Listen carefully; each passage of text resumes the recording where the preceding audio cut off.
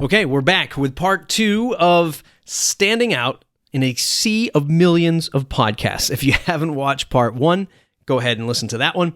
If you haven't heard the original podcast episode, go ahead and listen to that too. That'll all be in the description below.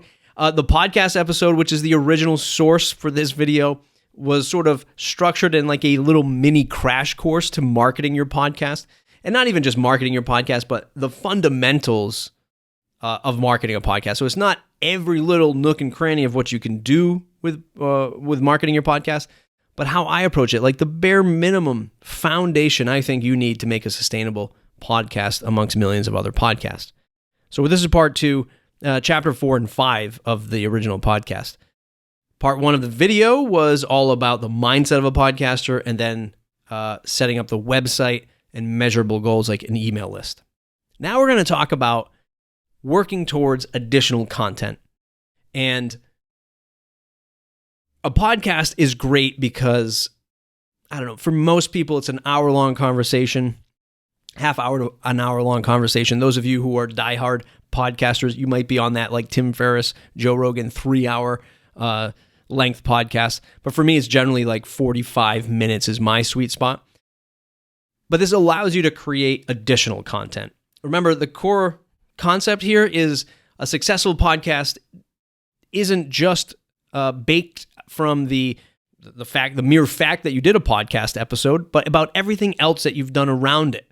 Great website, great marketing, and today it's using your podcast episode to create additional pieces of content. So you're watching this now, maybe even just listening, on YouTube. So number 1, you can create original YouTube videos or repurpose your existing audio into your YouTube channel, which we do here, not for every single episode, but we do it for a lot of the episodes where we'll actually just send the podcast episode file to the YouTube channel. Now, we're biased because we can make that really easy for you here at Castos.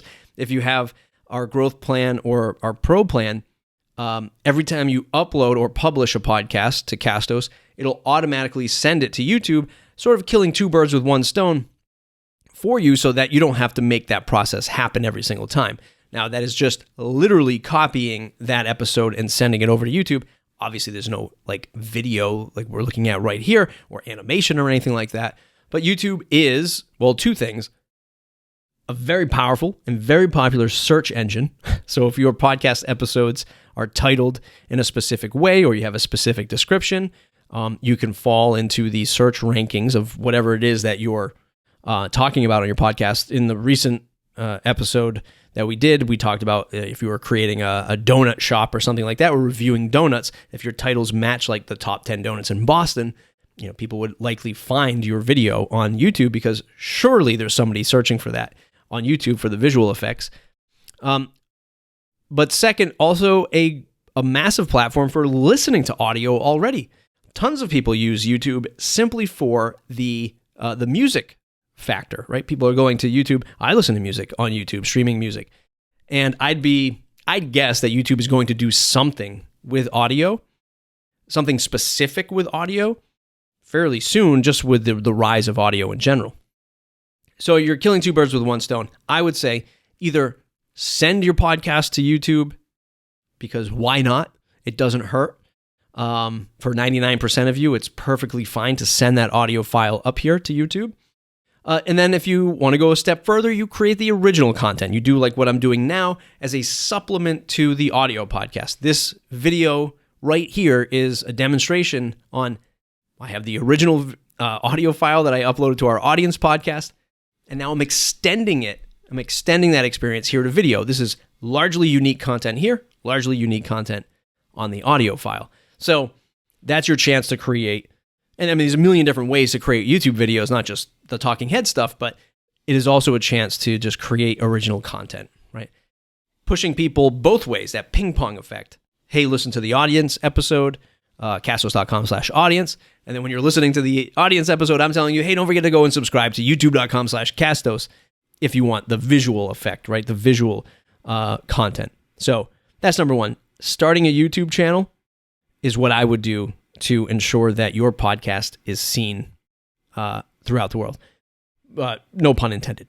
Number 2, build community around your show through a Facebook group or something like a Discord server. So remember, what we're trying to do is build the most fundamental base layer to give our podcast a chance to survive, to thrive, to you to survive and thrive as a creator amongst millions of podcasts. A lot of this is work. But number 2, what I've often seen to help grow the show is creating the sense of community. Now, the sense of community can come in different forms. It doesn't have to be a Facebook group. It doesn't have to be a Discord or a Slack chat.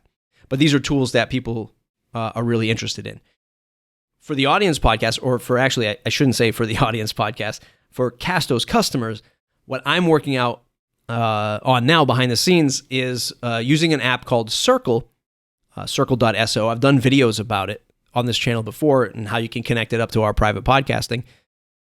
But creating a members-only community for the podcasters that host their shows here at Castos. So this will be a chance for podcasters to meet and greet each other, meet and greet other Castos customers, network, hold forum about different topics. Podcasters love talking to podcasters, so maybe people can mingle and find guests for their podcast through other Castos customers. And it'll be tied to a Castos customer account, members only, value add, that kind of thing. And what you leverage in the Facebook group is, again, that sense of community, or I said Facebook group, but in the group, that sense of community, but also it's a chance to send out your most recent episodes and say, hey, I interviewed so-and-so, and she is the CEO of such and such. She did a phenomenal job on the podcast. What do you all think about this interview? Or you're providing that behind-the-scenes content that they can't get through the public podcast. And then that camaraderie, the community is just an amazing extension to that experience. Number 3 from this chapter of working towards additional content, live streaming and social audio for interaction and awareness. Now, Craig and I, the founder of Castos, I've talked about it solo on this YouTube channel before. I like the idea of social audio for attention and awareness because it's largely in the moment audio creation, but then it disappears, right? It's like an Instagram story, it just goes away. And there's no long form content to that. There's no evergreen, there's no archive, there's no body of work, which in the first video of this, I talked about having a website for your podcast. It's not just about the flair of the podcast, like cool pictures, logos, bios, summaries, that kind of thing. But it's to give your audio content a chance to live on, a chance to be searched, to be archived, to be repurposed. And live streaming and social audio is great for in that moment of connection and awareness. So a couple examples would be, you do a live stream, you have interactive chat. So when I ask people, is your podcast successful? One of the ways that you can determine that is to talk to your audience. And one way to talk to your audience is to do a live stream and ask questions and have that interaction coming through the live chat. So it's a fantastic piece for that interaction. And you can do things like pull people on to the live stream if they want to, share their video camera. And along that same vein, social audio through things like Clubhouse and Twitter Spaces allows you to do the same thing, but just in audio format, where, again, you're broadcasting, you're streaming, and you can have people raise their hands and they sort of turn their microphone on, they start chatting with you. So you're kind of like pulling them onto stage, I think is how Clubhouse frames it. And another phenomenal way to interact and to gauge your audience's perception of your show. So live streaming and social audio. These would be the most fundamental ways I would work towards additional content. Now, I really wrestled with this section because there's so much more that you can do. Like in the first section, in the previous chapter, we talked about fundamental parts of marketing your podcast would be to have a blog, to write content for your podcast. Again, that's a fantastic thing that you can do even in this section. You can create many, many blog posts out of 1 hour of conversation. Blogging and creating that content, phenomenal way for ranking and search and getting people to come to your website. And my God, if you can't pull a handful of blog posts, a handful of email newsletters, like unique stuff out of an hour-long podcast, you got to turn on those creative juices and get that thing going, because it's a fantastic way to repurpose your content. Okay, that's the fundamentals for working towards additional content. Create that additional content to supplement the audio. Give it a chance. Share it out there. Now, chapter 5 is promotional pieces. What's the bare minimum you should be doing to promote your podcast? And for me, it's another piece of content. It's highlight clips or audiograms. So this whole YouTube, repurposing to YouTube, is a fantastic way to do it. You take that a step further. You create audiograms, which are these shareable video clips of your audio content. And they largely sort of have the text, the transcript of your 30-second clip, 1-minute clip, whatever it is of your podcast episode. Nice image in the background or a logo or something like that. You see the words flashing on the screen. There's a waveform bouncing, so it's attractive, it's engaging. People are reading the words as it's going through. Castos does make this easy for you again by integrating with Headliner, so you can create these little audiograms right out of your Castos account. But this allows you to punch into those awesome moments of a podcast episode and share them out to the world. What's the use case other than, hey, it's cool? Well, hey, it's cool is number one. But number two is it allows the opportunity for a potential new podcast listener of yours, somebody who's never heard of your show before, maybe never would have tuned in to a hour-long interview.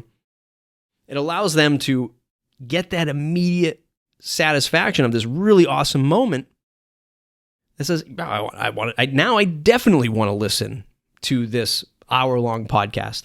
You shared 30 seconds. That was amazing. Surely the other 29 minutes and 30 seconds is just as amazing. So you're giving yourself a better chance to get those new subscribers, those new listeners. And audiograms is a fantastic way to do it. Number 2, the obvious win here is promoting on social media. Creating teaser content, so like an audiogram, but maybe pulling quotes out and tweeting this out. You'll never believe what she said on this podcast, and tweeting that out and posting it to LinkedIn or whatever. Having good visuals, like a nice featured image for your podcast episodes. So we do this at the Audience Podcast. I do this in my personal podcast.